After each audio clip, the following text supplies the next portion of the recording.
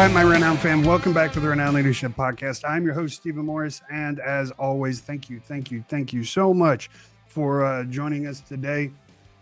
If you've listened to me for a second, I'm pretty sure you figured out by now that I absolutely, one of the mindsets I hate the most in the world is people, just the mindset of victimhood. I hate the, oh, woe is me, why does everything bad always happen to me mindset. It just drives me absolutely nuts. Of course, I'm not perfect. I do fall into that trap every once in a while, but I try my damnedest to not let it happen to me. So I bring that up because my guest today, Matt Lesser, is going to tell you a story, and a story of, like, if anybody could claim like I'm a victim, like he's one of them, right? But, and that but is the key here, but he didn't let it hold him down. He didn't let it he didn't let it define who he is. So Matt, it's great to have you here, brother. Go ahead and introduce yourself, and then I really want to get diving into your story. All right, man. That sounds great. Thank you, Stephen. Been looking forward to our conversation ever since we had our pre-podcast conversation. Man, I've been excited for this day. So thank you so much for having me on. Yeah, absolutely, man. So when we talk about your story, it starts pretty early in your adult life, correct? Like, and it's not just like you saw it coming type of story. This is like you woke up one day and your life is completely changed type of story. Yeah, it is. And, interestingly enough, that's happened to me on more than one occasion. We talked about, obviously, one of the big ones.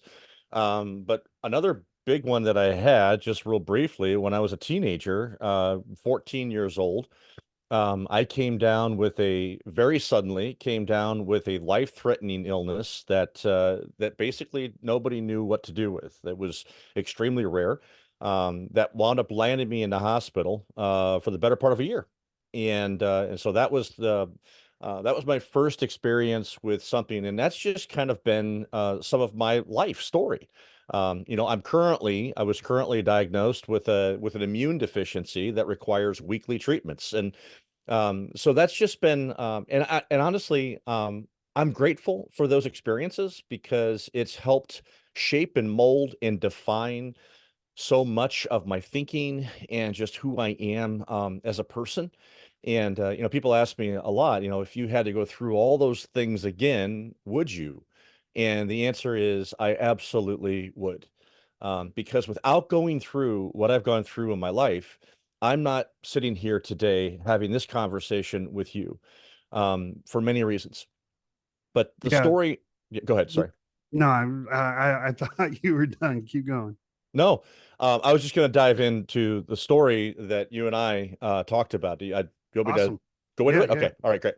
Yeah. So the story that you and I talked about, I was 20, I think I was 24 years old, just about a year and a half, 2 years out of college. I grew up in a family business. So when I was 4 years old, my dad bought into a wholesale oil distribution, focused primarily in gasoline, diesel fuel. So they call them the light oils, and so that was my reality growing up.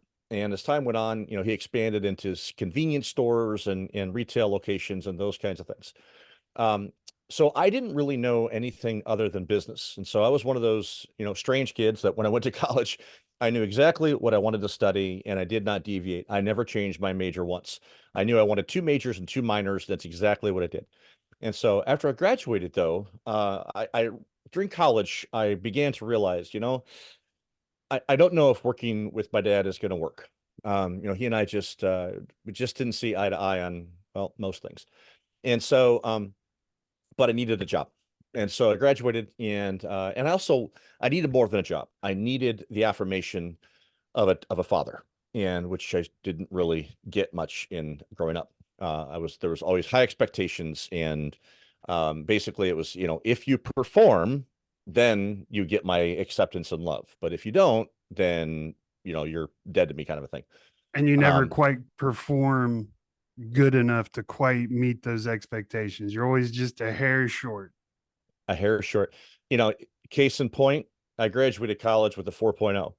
And my only comment my dad made is, well, that and 25 cents buys the same cup of coffee that I can buy. That was it. Nothing like, good job, way to go. I graduated top of my class from IU, and that was all he said. And so yes, never enough. And so, but what that did in me is rather than defeat me, it drove me. It actually lit fires within me of, I was always, whenever he would say things like, well, that you can't do that, or that you're going to fall flat in your face, or that's not going to work. My response to that was always, oh yeah, watch me, which created its own set of issues later in life. But when I was 24, so I worked for my dad at this point for about a year and a half, it wasn't working. And so I went to resign and I just said, Dad, this isn't working. One of us needs to go, and it's probably not going to be you because you own the stock. And he said, sit down. And so I sat down, and he said, actually, I'm leaving. And he meant it, and he left, and he divorced my mom of 29 years. And my middle brother went with him, and he moved over 1,000 miles away, and wound up moving in with, I guess, the lady that he had had an affair with, basically his mistress of about 20 years at that point, which is something that we had suspected off and on throughout the years, but never really had hard evidence. And then on the way out the door, he signed the business over to me. Now later he wanted paid for it, but by that point it was too late. And so here I am, 24 years old, um, signing president on checks of at that point, it was probably a $4 or $5 million a year company. It was on a good year, it would make, maybe 250, 300,000. So it wasn't hugely profitable. Part of that was just the way it was run. But here I take over. And within the first 3 months, I began to uncover mountain after mountain, and each mountain got bigger of problems, and barriers and things to try to overcome that all together wound up being trying to climb Mount Everest in shorts and with no equipment. And it's just not possible.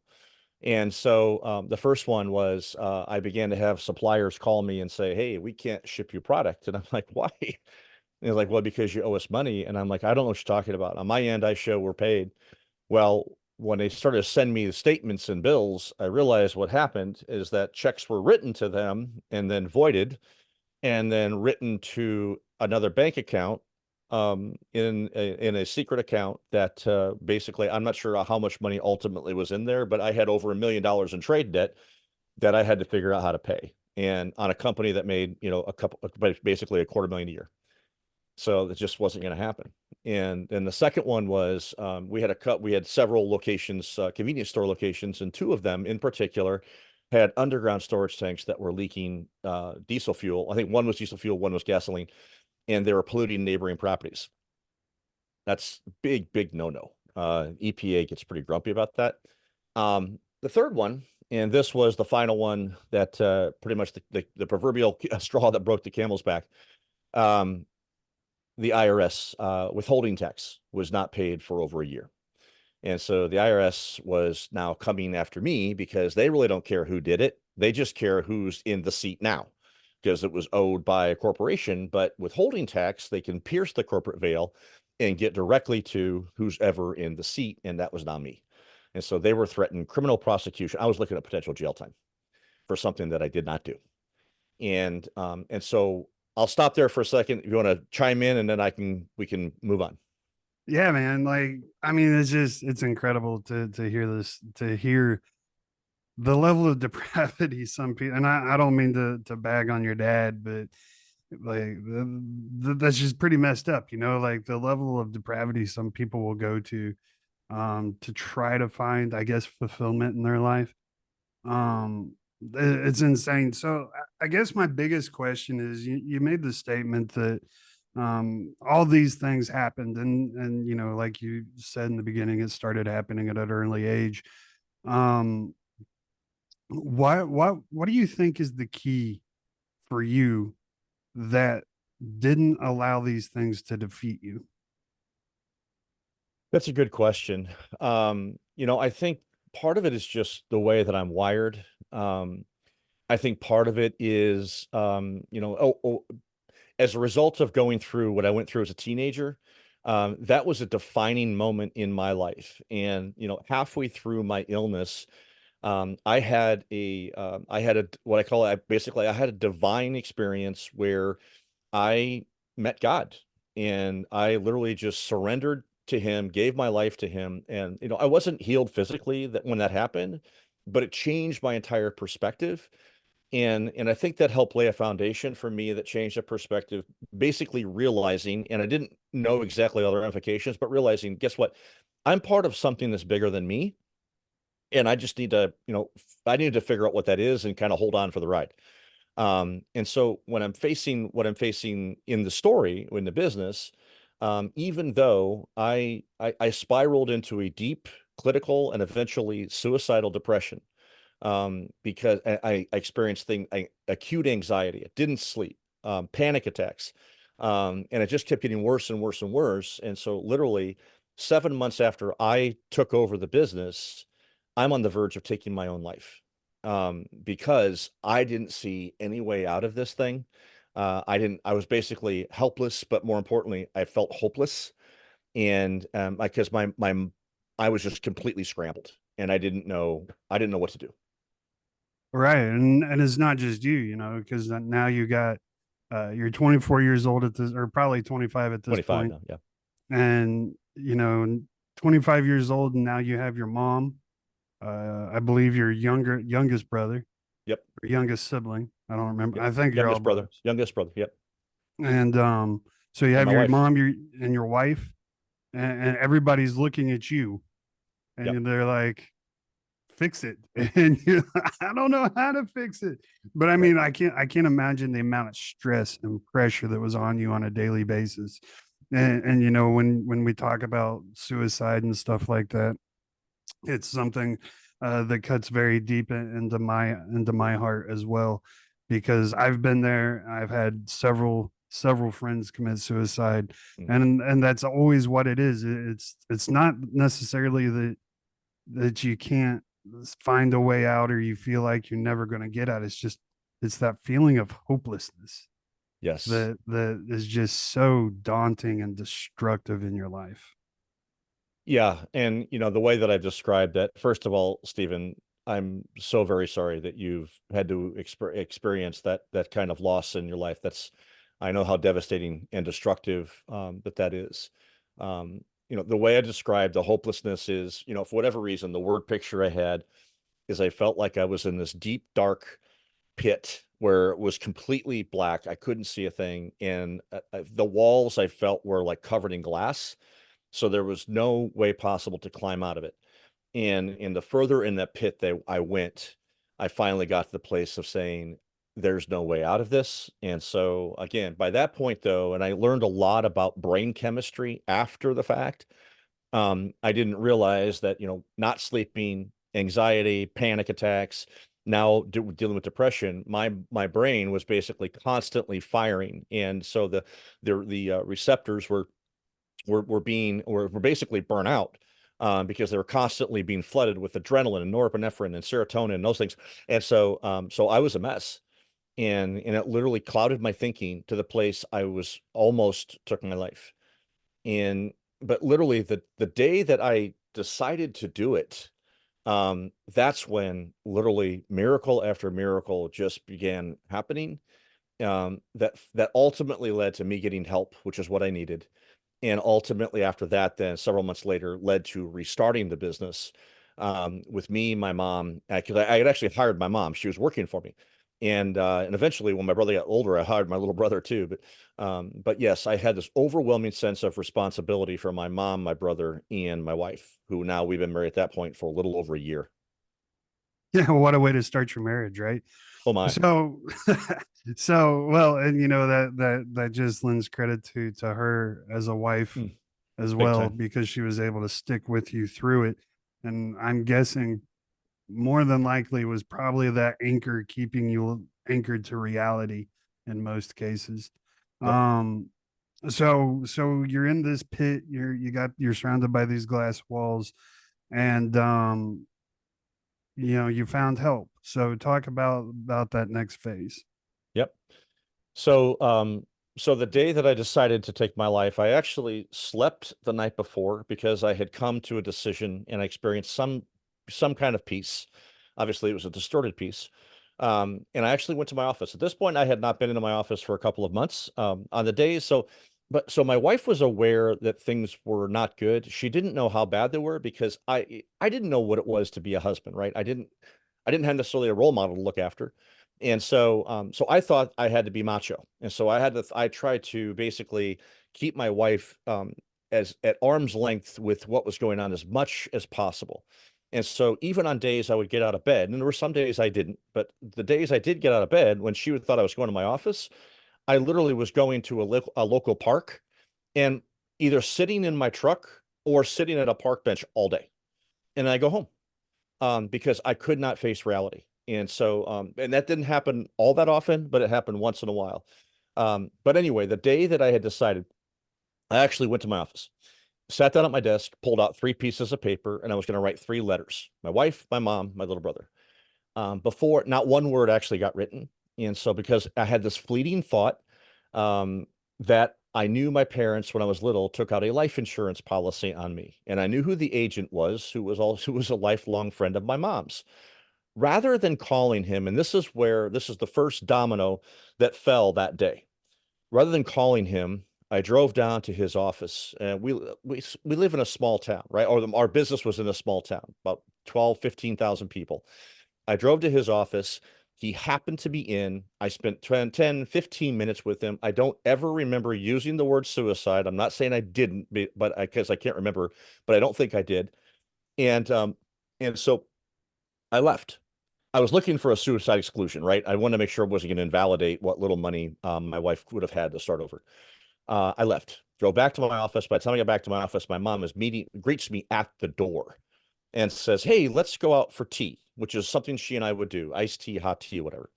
And we hadn't done it in a long time because I hadn't been around. And so I said, "Okay." And she said, "I'll drive." At that point, I'm like, "Okay, that's weird," because I always drove. I'm like, "Okay, whatever." I wasn't in the mood to fight. And so I got in the car and we're driving. And, normally we would go this one direction. And so we started to go that direction. And then all of a sudden she turned. And at that point, I'm like, "Where are we going?" And she said, "To see a friend." Well, I didn't find this out till years later. When I left my life insurance agent's office, he picked up the phone and he called my mom. And he just said, "Jean," her name was Jean. "Jean, I know things are a mess. I know you're trying to figure everything out, but none of that matters. I just saw your son. And if you don't do something today, he's not going to be here tomorrow."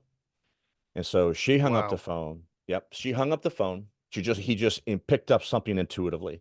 I later found out that he had gone through a major depression in his life. So my guess is he saw something in me. She hung up the phone and then she called the only other person that she knew of that went through something as drastic as what I was going through. And it was a local businessman who also happened to be someone that she had known since high school. He was now uber successful, uber wealthy, and he was known in the town.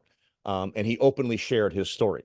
And so my mom called him, and he happened to be in his office, and he cleared his calendar and said, "Bring him right over."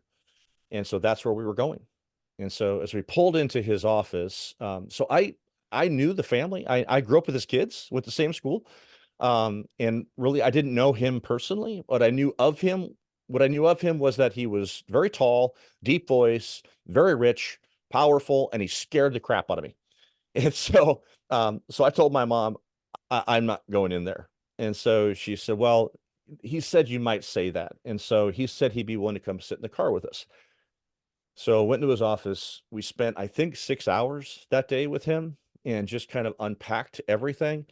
And at the end of that time, Stephen, he did not say, "Hey, you know what? Don't worry about this. I'll just take care of it." I mean, literally, he could have stroked a check for all of our problems, and it would have been a rounding error for him. He didn't do that. And honestly, I'm glad he didn't. But he did say this. He said, "I will walk with you through this." And he did do that. And so the first thing he did is he got me professional help. I needed psychiatric care in the worst way. And I needed, first thing I needed is I just needed medication. And just to, because my brain chemistry was so out of whack. And so that's the first thing he did. So he called and I was, I went right away to a bigger city and we got that taken care of. And while I'm gone now, he calls my wife and asks if she would be willing to come to his office. My mom was still there. And so he then met with her and told her what was going on, basically the rest of the story that I was trying to keep from her. And that led to, those all other issues that led to, but that's okay. And so after I was out for probably 9 months while I was gone. My mom, this friend sent in a team of people just to see what we had. And what he found is that because of the way my dad did it, in go basically skipping my mom, I mean, theoretically, it should have gone to my mom, right? She was the wife of the husband who did all this, and but because he skipped her and went to me, she was untainted. So I had all the tainted assets. I'm the one that people were coming after, me and the old business. And so we were able to start a new business in her name and we had enough assets to start over. And then we just began to talk with key suppliers. He did give us a loan to pay off the IRS, so we were able to negotiate the interest and penalties, but they would not negotiate they had to be paid, so we paid them. And then little by little, Stephen, as I got healthier and I came back into the business, then over the years I earned back into the business. Um, but my mom basically handled customer service. She was wonderful at that and a lot of the billing, and I handled the strategy and ops of the company. And we started with 3 people. We basically started over. We had a core group of customers who trusted in us and believed in us and went with us. We had a key supplier who agreed to trust us and give us a chance. 2 key suppliers, actually, and we started over. And the first year we did about $1 million in revenue. That's 700,000, I think. And then the second year, I think it doubled, and then it doubled again, and it just kept growing. And 12 years later, it was doing about 25 million in revenue. We'd grown to about 200 employees. And it was an amazing journey, man. It was an amazing, amazing journey. So I was sued. I went to court over 20 times, but because of all the things of the past, and not one time did we actually go to any kind of trial because my attorney, who's absolutely brilliant, he died of cancer in 2006, huge loss to me personally. Um, he would literally say, "Judge, can we have a sidebar?" And so we'd go into a side room, and my attorney would talk with the other attorney and basically say, "Do you mind if my client shares his story?" And so I shared what I just shared with you and your listeners. I shared that over 20 times. Not one time did the lawsuit proceed. At the end of every story, I would say, if you work with me over time, I will see that you get repaid. I did say I'm not going to pay your interest or any kind of thing like that, but I said I will make sure your core bill is paid. It took us about 6 years to get it all paid back, but we did. We paid it all back. Wow. Whew. So I got goosebumps, man. So that first friend your mom took you to, like, Uh, how incredible is that? Um, just and like you said, the dominoes, man. Like I'm literally speechless. I can't even think of the words to use to describe my feelings because it's just so incredible that you're still here today. oh, that's why I use the word miracle. I know that that's not always, the an acceptable term these days, but I don't know what other word to use. It was miracle after miracle that day, and people.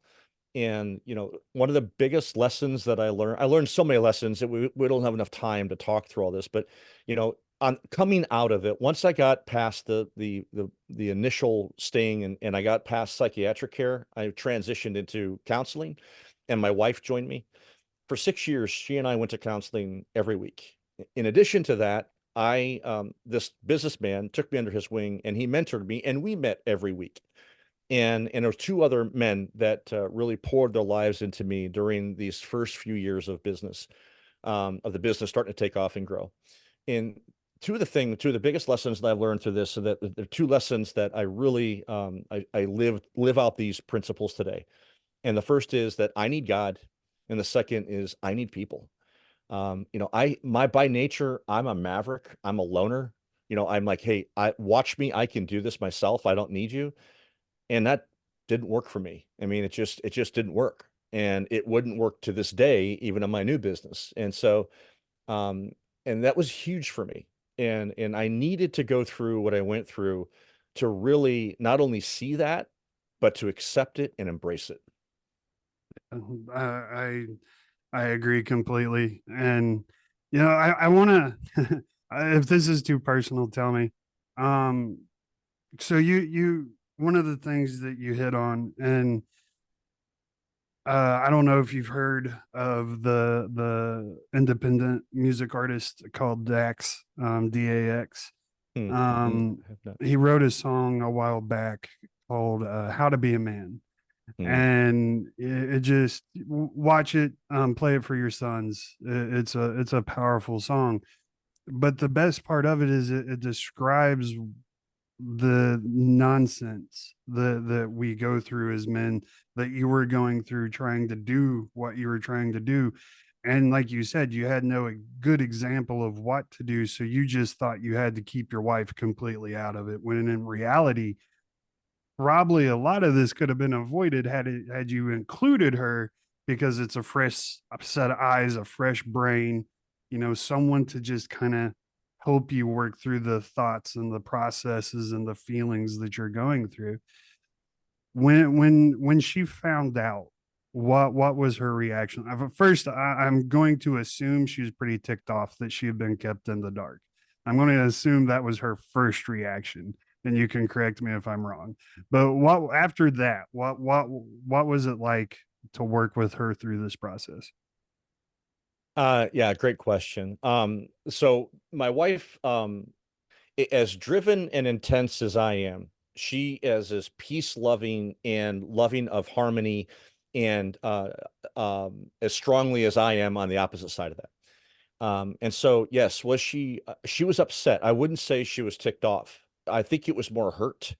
And so, the way she described it early on in our counseling experience, the way she described it was she felt like my mom and I, especially, were living in this glass house where she could see that, we were troubled, we were upset, that things were not good, but she couldn't hear the discussion. So therefore, she didn't know any of the details of what was going on until that day that she was in my mentor's office and he told her for the first time, yeah, here's the rest of the story. Here's how bad this thing really is. And oh, by the way, your husband is in psychiatric care. And so what was started out, I'm sure she told me she was extremely hurt, but she was also extremely compassionate. And so, so what came across to me early on was compassion, care, love, and then over time, then the rest of the emotion that was there, the hurt, sure, the anger, the feeling left out, the feeling of being isolated, then that all came out in our counseling. And Stephen, what happened in our counseling, and we've shared our story as a couple as well. What came out of that is, if I didn't know what it was to be a husband, and I love I'm going to definitely check out that song. I didn't know what it was to be a man either, right? And I thought I had this cultural definition where you have to be macho and you can't ever let them see you cry and you can't ever do that. And that was the definition that I thought was to be a man. And I didn't know how wrong that really was, right? Or how big of a lie that was. And so as I began to be mentored and invested in and began to see, a different way to do manhood, it also changed the way that I interacted with her. Early on as I was even before she and I transitioned into counseling, she began to see a change in me. She began to see a softening in me, and it scared the crap out of her. And she literally, I walked home one night, got home one night, and this is toward the end of the first phase. And she just said, she's literally crying on the couch, and she's like, I said, "What's wrong?" And she said, I don't even know who you are anymore. And she's like, I know who I married. And she didn't use this terminology, but basically she's like, yeah, I married this cocky, arrogant prick. And now I'm seeing a different side. I'm seeing tenderness. I'm seeing care, compassion. I'm seeing a heart. And she didn't know what to do with that. So that's when that's when we transitioned almost very quickly after that, to counseling. What that helped us do, Stephen, was basically start over without having to go through the pain of really starting over. You know what I mean? Like going through a divorce or separation or anything like that. And it helped us lay a foundation in our marriage that has gotten us through some really difficult times. You know, we're going to celebrate 28 years this year. And that's only, Congratulations. thank you. And that's by the grace of God, my friend. And but I go back to, that that second year of marriage, but going through counseling, actually part of it going on our third year of marriage at that point. But yeah, it was Yeah, yeah, that's that's it. intense. And I think the reason I brought that up is I just kind of want to let that sit with the audience. If you're raising young men, or if you are a young man, what society tells us a man is total crap. Yep. Because I fell into that trap too. I have to be this hard, fearless, courageous guy, which I am those things, but at the same time, with the woman you love, like, or your significant other, whatever that is, or whatever that looks like, that's not the place that you hold that person. They get a special place. And so yeah, definitely check out that song. Shout out to Dax, and his song is to be a man. It is incredible. And then they did a TikTok challenge or something like that, where they did just random people would do bars for his song, and he ended up doing a 10-minute long compilation of just other Wow. artists' opinions on what it means to be a man. And it brings tears to your eyes, dude. It's like Dang. it punches you in the gut. It's intense. So, Okay. but anyway, I digress. But thank you for going down that road with me for a second. So we're going to fast forward a little bit. So we got through getting your business settled. That took, I think you said, 6 years. The old business, getting all that settled. You started your new business. You're making several $1 million a year now. And then we fast forward even further, and you wrote your first book, Unsatisfied, When Less is More. I did. So I sold the business about 12 years after it restarted. And then I actually joined the mentor, the guy who helped me restart. I actually joined him. He was getting ready to sell. We sold our businesses at about the same time, and he wanted to start a private equity firm, but do it from a different perspective. And I got really excited about it. And so he asked me to join, help him build it. And so I think I was the, fourth or fifth or sixth person in the door or something like that. He brought people from, with him from his prior company. And so we started. And I'll tell you what. So the first couple of years we didn't do a whole lot because that was the 2008 to 10 era where, we just kept our powder dry, man, while, the world was falling apart around us financially. But after that, then we really cranked up the M&A engine. And over the course of my time there, I got to meet with amazing people, amazing leaders. Most of them were family businesses, and most of them were, so I understood it. I understood family business. I understood the pressures. I understood what they were going through, so I could speak the language. And so over time, I literally would sit down with the owner of the business, and I just asked them to share their story with me. And and so I heard it not three times, five times. I probably heard it 100 times. And Stephen, it went something like this. I've spent my entire life building this thing, right? This business that I thought would give me satisfaction, meaning, purpose, flexibility in life. And here I am. Now, usually it was, 15, 20, 25 years in, and I'm making more money than I've ever made. I have more flexibility than I've ever made, or that I've ever had. I can do what I want, buy what I want, and I'm absolutely miserable. And usually it went something like, because I've made sacrifices along the way. And ultimately what I've done is I've sacrificed what was truly important to me and I sacrificed those on the altar of money and power and position. And what they say sacrifice, usually what they sacrificed were their marriages and their kids. And now here they are at a point where they thought that they always wanted to be, and they're lost. And so after I heard that a few times, and I just began keeping a journal of notes, and finally after I heard it probably 20 times, I'm like, you know what? Something needs to be done about this. And I just kept hearing the story over and over again. And at the same time, so then I left the firm after I was there for 12 years as well. I left after 12 years. And I went through my own identity crisis because my identity was all wrapped up in what I did in my career. And so I was transitioning in my career, and I was trying to figure out some things as well. I was gone a lot. I missed a lot of my kids growing up. And so I'm facing basically a very similar crisis that these people I was talking with were facing. And it's like, you know what?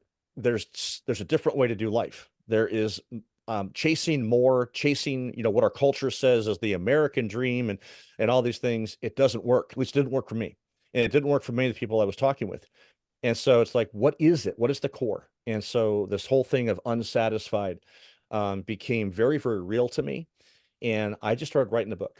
And the book was intended to be to these leaders of, hey, you can do life differently. It wound up becoming very much a book about living intentionally and choosing to live by your values and your beliefs and staying aligned to that, through thick and thin, through whatever, and intentionally choosing what is truly purposeful and meaningful in life rather than trying to grasp sand, which is what I equate what our culture is trying to sell us. And so that's why, the when less is more part, because I really believe, and I got caught up in this trap too of, hey, just want more, more, more, bigger, bigger, bigger. If I've got one, I need two. If I've got two, I need four. If I got four, I need 3,500. It doesn't work, right? It just doesn't work. And so that was the first book that came out in 2022. There's a model in that book called the Flourishing Life Model, and what does it mean to intentionally pursue a flourishing life? Um, but I was not, it's going to sound weird, but I was not satisfied with that book because I really wanted to write a book to leaders. And so as I was wrapping up that book, the idea for the second book came to me, and that was ultimately became the book Unengaged, Building Flourishing Organizations. And that book really is to leaders of, okay, if you're not satisfied with what you've done, if you're unhappy with the sacrifices you've made in your life, guess what?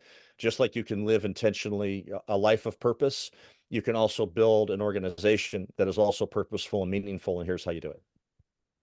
Yeah, so we're gonna stick with your first book for a second, That's fine. Yep. because you're speaking my language. Because one of my biggest, so we already talked about my number one pet peeve, and that's the victim mentality. My number two pet peeve is the when you ask someone what success means to them, and I actually went out and did this, dude. I went out and I asked 100 people. I said, "What does or I said, ask them what purpose means to them. What is your purpose?" Mm. Of 100 people, only three actually answered me. Some gave me like a fortune cookie answer. Most people said, I don't know. Or a lot of those people that said they didn't even acknowledge me, right? Which is fine. But there's one key thing I noticed about the people that actually were able to answer the question, what is your purpose? And that is their body language. When they answered the question, they turned their body to me, and they weren't crossing their arms or they didn't, not like a power pose or anything. It was just casual, hands down to their side, looked at me in the eyes, faced me, and answered my question. And Mm. of course, they had questions of their own, like, why are you asking me this? But I noticed that the three people that actually answered me, they were confident. They were not intimidated by my question. They were not intimidated by my presence. They were perfectly comfortable who they are, where they Mm-hmm. are, and they're perfectly comfortable engaging a perfect stranger on a very deep topic. I bring that up because I agree with you 100% about success. And this ties all into understanding your purpose. Like, in order to understand what success means for you individually, you have to know what your purpose is. What Amen. is your purpose? Your family? Is your purpose, your community? What is your purpose? And I can't tell you what that is. You have to find that for yourself. But once you know that, then you get to define what success means to you. And I promise you, if you go ask Musk, if you go ask Alex Hermosi, he's a big one about this. Money uh, is just a tool, right? If you're chasing money, you're never going to be fulfilled. And Alex talks about that a lot in his books. But I hate the fact, we're sold success. The analogy I like to use is the BMX bikers. You see the or snowboarders. You see them do these amazing tricks, and they stick them and land them every single time. But what you don't see is the 5, 6, 7, 8 years of bleeding on the pavement because they didn't stick it, right? And my audience is rolling their eyes because they're so sick of hearing that analogy. But it's so important to understand. It's so true. You have to define what success means to you, Yep. not what society says success is. So true. I love your question. What is your purpose? The question that I use is, what is your why? So it's basically the same question, just in a different wrapper. And I've had very similar experiences that you have had with people that understand their why. They understand two things: who they are, and they understand why they are. They have a level of confidence about them that is difficult to shake, because what it does, and actually there's an exercise in my first book at the back. So the whole third part of the first book is application, because I didn't want to write another philosophical conceptual book without any kind of instruction on, okay, if you want to do something about this, if you want to live a life that's intentional, a life with purpose and meaning, I didn't want to just leave it at that. And so all through the book, there's questions for application, and that the third part is basically it's a how-to manual, a field manual. One of the exercises that I do is ask the question, what is your why? The second one is fast forward to the end of your life and look back and say, okay, what is it that I most want to be remembered for at the end of my life? And I guarantee you, whenever I've done an exercise in groups of executives, and I've never, ever heard, I want to have the biggest balance in the checkbook ever. I want to be a billionaire. I want to do this. No, it was always related to family, friends, and legacy, right? And so if people really start to grasp that and live that out, oh my goodness, the differences that it would make in people's lives and the impact that people could have in their families, in their communities, it would be unbelievable. But instead, we chase after this, man, we chase after this, it's like grasping sand, right? More, better. If I have this, I got to have that. If I have this, or the if only I had that, or when this happens, when I get to retirement, then I can do this. And how many stories do we hear about people that retire and they're dead within a month because because they've lost all sense of who they are? Yeah, absolutely. It's crazy. And I love that you bring up legacy. And I have a very firm belief, and this isn't scientific. I people challenge me on this belief all the time. And that's fine. Everybody's more than welcome to disagree with me. This is just what I believe through and through. I've seen death on levels most people can't even imagine. Mm. And one of the things I believe I've come to understand is we're not necessarily scared to die. We're Mhm. not, it's not the fear of the unknown that really scares us. That's just the thing we put on it because it makes us feel better. What we're actually scared of is dying unfulfilled. We're scared of dying without a legacy. We're Yeah. we're scared of dying and then that be it, right? No one remembers you. But, George Washington, everybody remembers him. He did some great stuff, you know. And that George Washington, Martin Luther King, JFK, these are extreme examples of legacy. But then there are families that just carry down a family tradition of legacy. Like my family, we've fought in every war since I think World War I, maybe Wow. before, right? Like that's the legacy that carries in my family. And that's okay. It does, you don't have to be the George Washington, but what is your legacy going to be? How are people going to remember you? And that, I had this idea for my dad. My dad's older. He's turning 74 this year. Before he dies, I want to try to find everybody he's ever impacted in his life, because my dad is a great man, and he's impacted probably thousands upon thousands of lives. And there's no way I'll be able to find them all. I just want to find a big group of them and get them all in a room so that he can see the impact he has had, the legacy he's leaving behind before he dies. Wow. Wow. Dude, I got chills. That's so cool.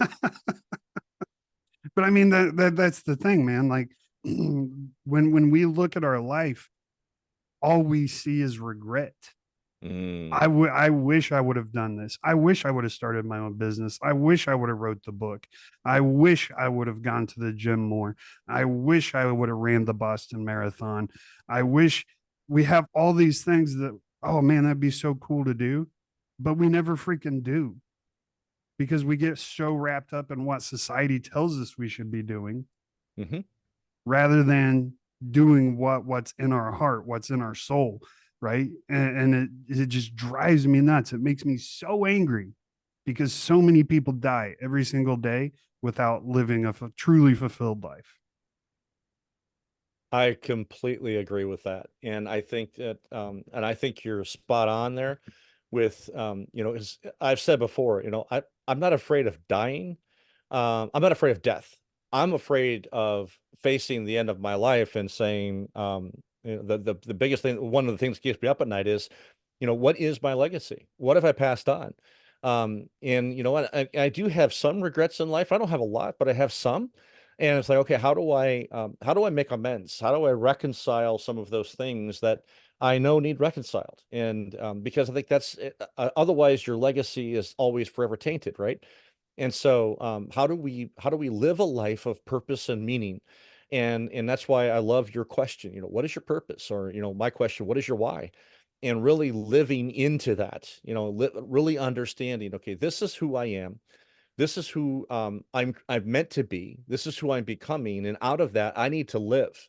I need to live my whole doing, my whole commitment to whatever it is. I need to live out of that. Instead, what we often do is we sacrifice those. We'll sacrifice our core values. We'll compromise our core values or compromise our beliefs because we want to climb the corporate ladder or we want to make as much money as possible, not really realizing that along the way, what we're truly giving up is what is really more central to our purpose than chasing money and power and position and all those things that we try to fill, right? We all have this hole inside of us. The hole is bigger than others that we're trying to fill with purpose and meaning and try to figure out what is our why, what is our legacy.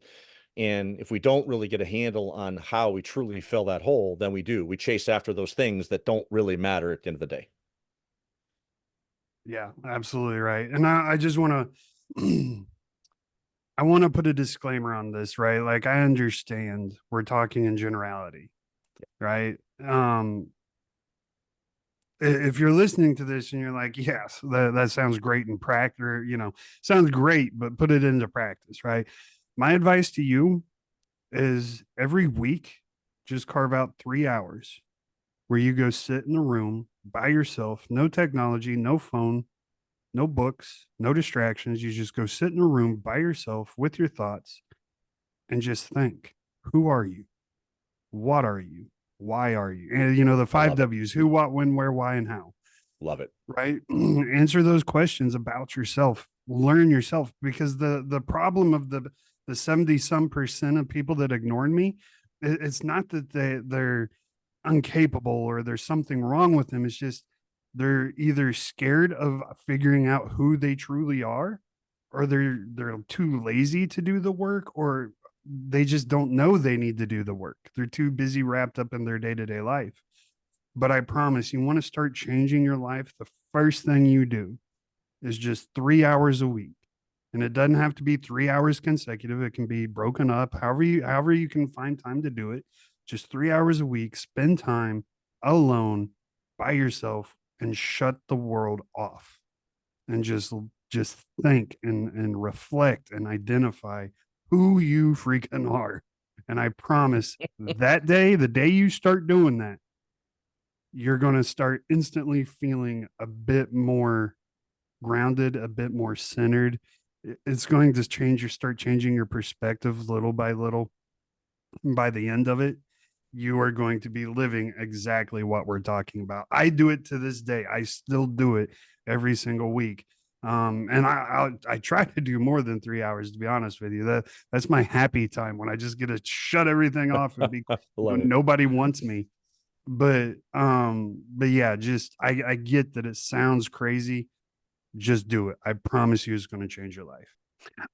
All right, Matt. So I kind of want to transition over a little bit and start talking about your second book, Unengaged, Building and Flourishing Organizations. And I love that title because that's such a hot button title right now. Because we got Monster coming out with their polls saying that 21% of employees, or only 21% of employees in corporations, are actually engaged in their work and with the company. What really drove you to write this book? And you said initially that you wanted to write it for leaders. What was the big takeaway you were trying to give to them?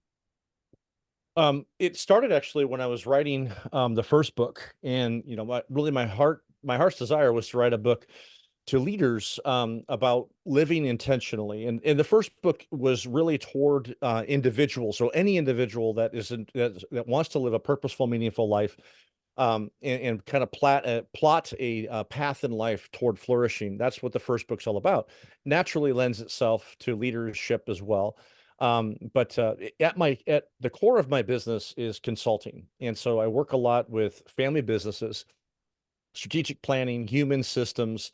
And then we almost always get around to, what can we do to increase engagement, to lower turnover, to increase loyalty and commitment and succession planning. One of the biggest risks that family businesses face is they don't have a succession plan. Either their kids don't want the business or whatever it is. And so, but it's hard to put together a succession plan if you can't find people that want to be there. So, as you just said, only 21% of team members, and so 79% are unengaged. And there was a great study done in 2000, I think 19 or 20, that they finally put numbers around with this lack of engagement, and up to 40% of productivity. That's what it's costing organizations, up to 40% whenever they have team members who are unengaged. And the direct connection is, how healthy is the culture of the organization? The more toxic the culture, the less engagement the team members have. And so I wrote the book basically as, again, another how-to. I call it a field manual. If you want to actively combat these things, we don't have to accept status quo. We don't have to accept these things. That's one of the things when I was talking with these business owners, it's almost like they had this learned helplessness, like, well, it's just the way it is these days, it's different generation or this or that. And it's like, no, no, no, we don't have to accept this. Lack of engagement, high turnover, lack of commitment and loyalty. We don't have to accept that as reality, because I'm a and another thing I heard is, well, as a small business or a family business, we can't compete with the Googles and the Amazons of the world and the big conglomerate companies. We don't have the resources. We can't offer the same benefits or pay. And I'm like, you know what? What you can offer is, you can offer a healthy organizational culture, because I believe that one of the biggest competitive advantages for organizations today is their culture. And it's often something that is not intentionally invested in. And so therefore what we have is, we have a continued problem with engagement and turnover and all these things. So the book was written to directly combat those things and give leaders, give business owners a playbook, a field manual for directly addressing those issues that are threatening organizations today. It's funny, man, because a while back, I was talking to somebody. I think I was talking to my mentor or something, and we were talking about teams and what it's like to be on a team in the military. And I started describing like the special operations teams or the special assignment teams in the military, what that feels like. And how they go about doing those things. And whoever I was talking to looked at me and goes, you know, Steven, if you could just bottle that, you would make millions, because organizations would love to have teams like that. Yep. And it's like, you know what, I can bottle it and I can sell it. But you're absolutely right, because you know, if you look at the most elite special operations team, one of the things that is lacking in that team is toxicity, right? And sure, they have disagreements, right? You put a bunch of alpha dudes Oh in yeah. one team, yeah, they're going to disagree, and a lot of times they're just going to fight it out, you Yep. know. And I'm not saying every organization needs to have a you know a cage in their common room or the lunch, you know, the break room, but that's how they settle that stuff, you know. And in organizations, we have to find healthy, meaningful ways to resolve conflict. The other thing is, I hate the idea that a lot of companies are going with, like, they want a conflict free Mm, environment. And it's like, no, no, no, no, hold on. Like, you can't take all these people and put them in a room together where we got different cultures, different backgrounds, different races, different religions, different everything, and expect there not to be conflict. Of course, there's going to be conflict. That's a good thing, because that's what drives innovation, right? absolutely. Yep. What we have to do is find a way to have healthy conflict, a safe Yes. place where they can have their conflict, they can work it out, they can find mutual ground, they can stand on that mutual ground, and then innovate your company, innovate your process, innovate your product, innovate whatever it is that they're trying to do. That's how that gets done. But it only Yes. gets done from the ground up, as long as, like what you're saying, you have a good, healthy culture. Absolutely. And I usually put that in terms of a healthy, high performing culture. And Stephen, I love what you said about healthy conflict. One of the workshops that I do, that's one of my highest demand, and it winds up usually becoming one of the favorite workshops that I do, is I call it engaging in healthy conflict. And because I think a part of it's because it's intriguing to leaders, especially, to say healthy conflict. How can you have healthy and conflict in the same sentence? And it's like, because if you're intentional about it and you create a culture of trust and care and empathy, guess what? You can have healthy conflict where you can duke it out. I mean, not physically, you can duke it out verbally, and you can literally walk away at the end of that argument with usually better understanding, a better plan. I love what you said, innovation, problems that are not only solved, but they're solved in the best ways possible, versus just, okay, if there's no conflict, then we have to always settle, right? It's always compromise. And I'm a big believer that compromise leads to lackluster results, because we're not willing to stick in the arena long enough to really push through that and really get to the ideas. I believe that the best ideas are beyond compromise. I agree with that 100%.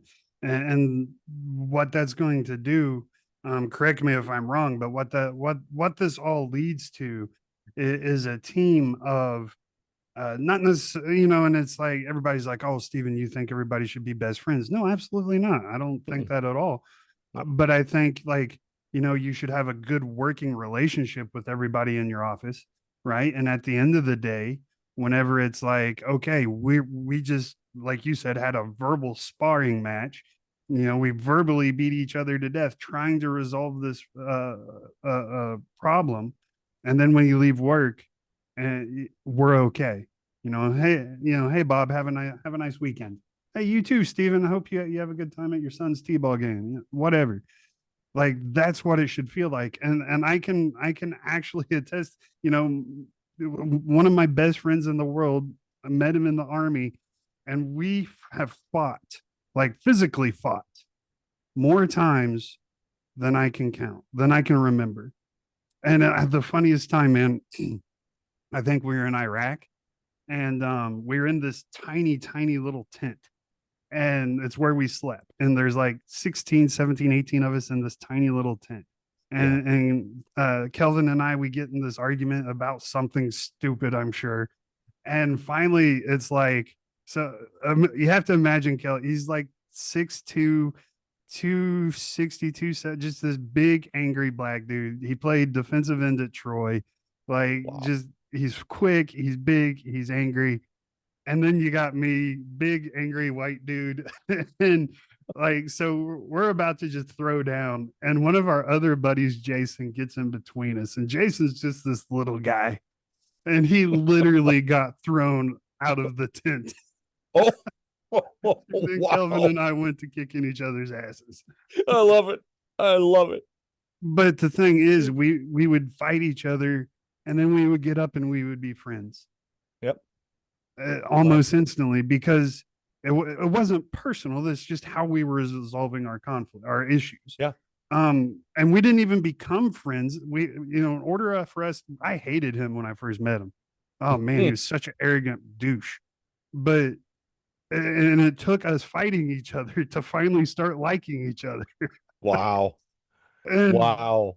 I mean, and again, I'm not suggesting that you have, physical throwdowns in your office, but what I am suggesting is when you can have these mutual verbal conflicts Hmm. and then come out of it in a healthy environment, that's just going to build that relationship stronger.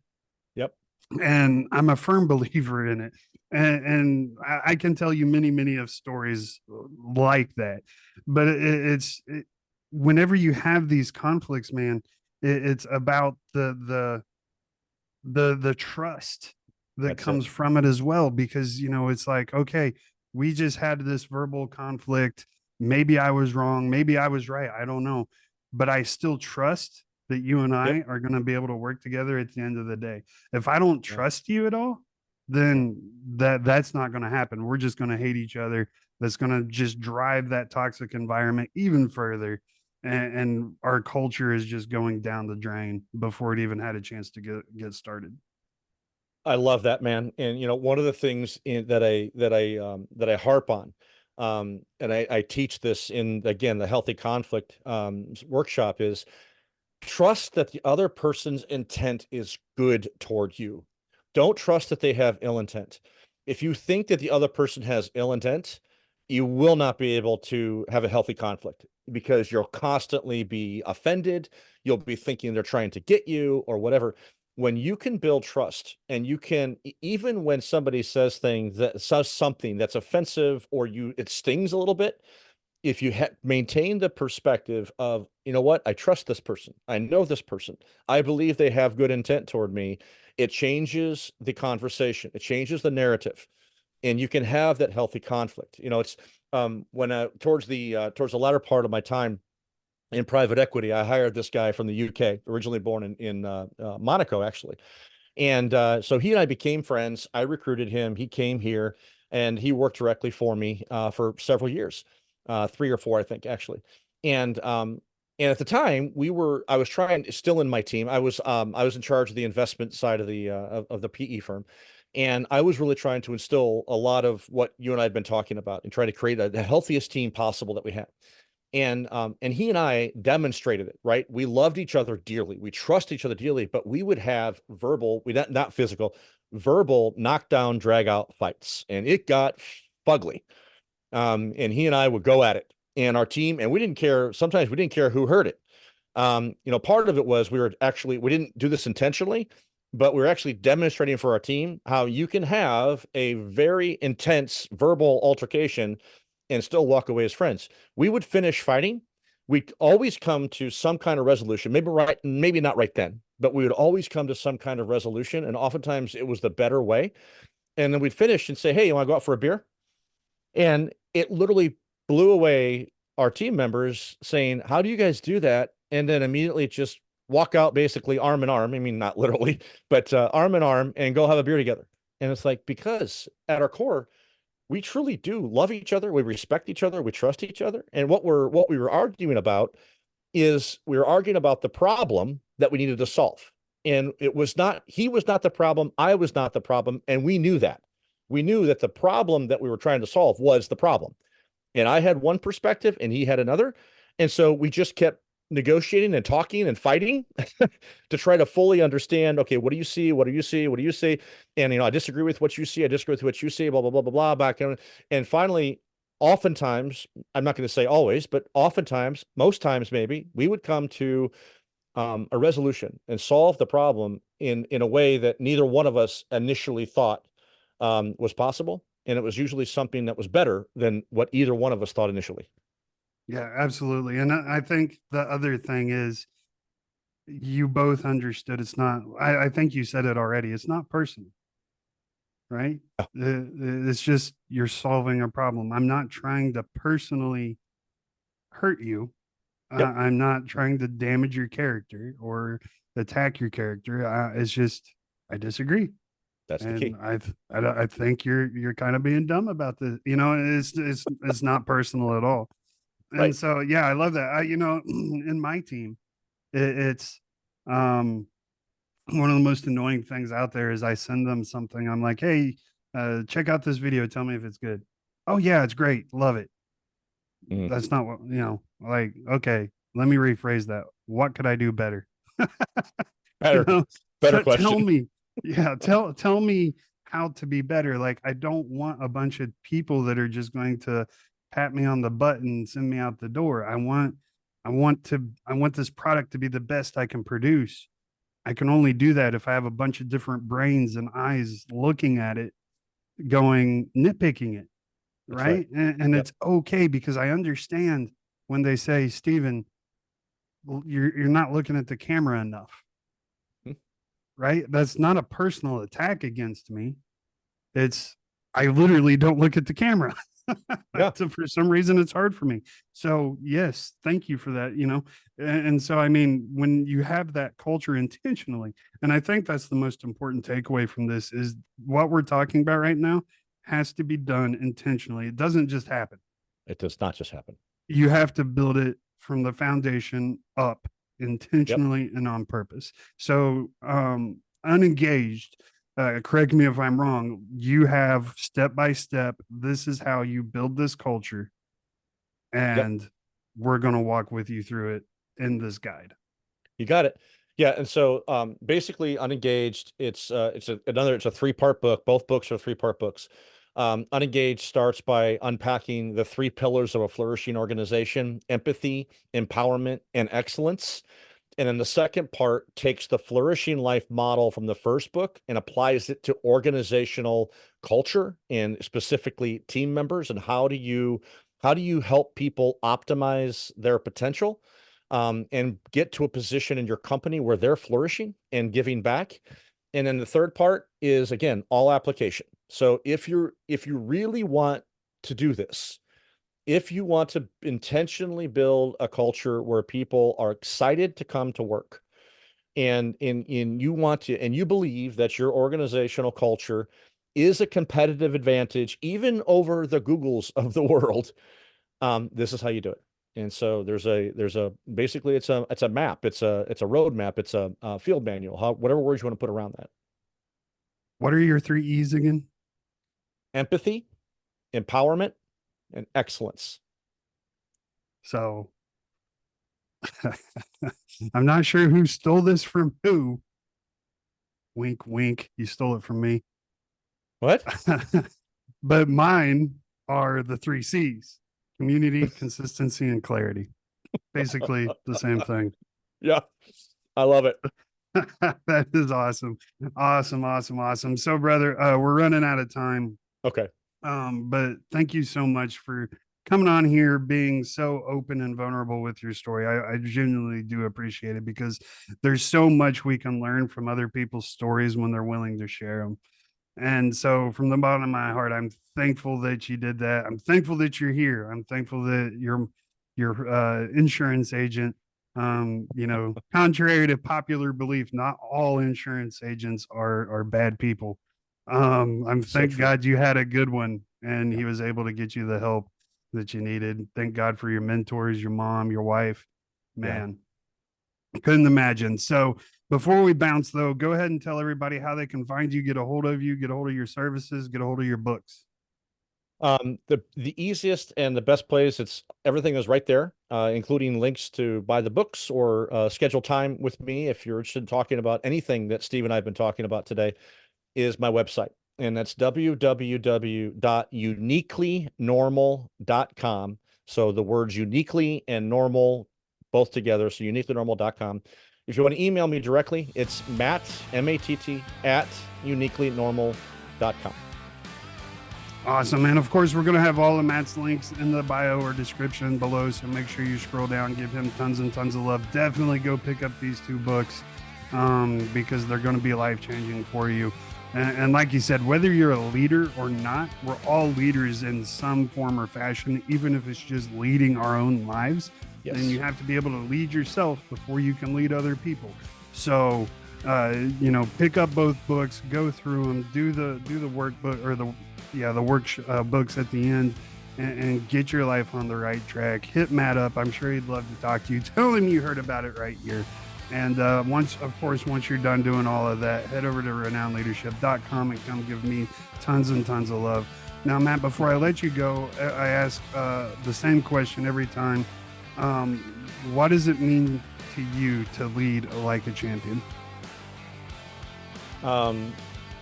What that means is that I'm living a life of intentionality, aligned with my why, my purpose, and leading into how I am wired, my skill sets, my passions, my gifts, to leave a legacy that